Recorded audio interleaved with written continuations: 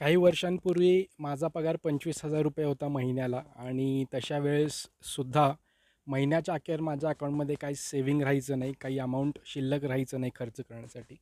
आणि आज 1,00,000 रुपये पगार असताना देखील माझी तीच परिस्थिती आहे. 1,00,000 रुपये असताना देखील आज महिना अखेर हार्डली 200-500 हजार रुपये माझ्या अकाउंटमध्ये राहतात. ही जर परिस्थिती तुमची असेल तर तुम्हाला थोडं फायनान्शियल प्लॅनिंग करण्याची गरज आहे. कारण पगार वाढत असेल तर तुमचे खर्चसुद्धा त्या ठिकाणी वाढू नये.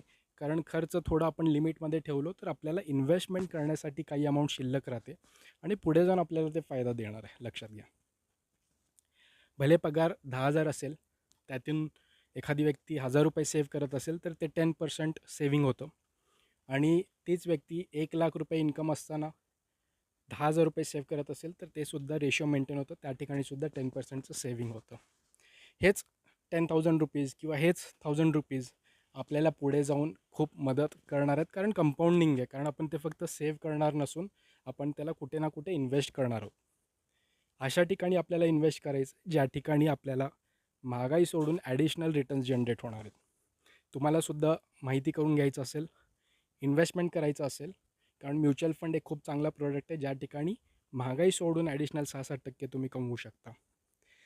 आजच या अकाउंटला फॉलो करा. फ्री कन्सल्टेशन्स असतात माझे. आजच मला कॉन्टॅक्ट करा. कुठे कुठे इन्व्हेस्टमेंट्स केले पाहिजे, कसे केले पाहिजे, अकाउंट कसं उघडलं पाहिजे, या सर्व गोष्टींबद्दल मी माहिती तुम्हाला देईल. Thank you very much.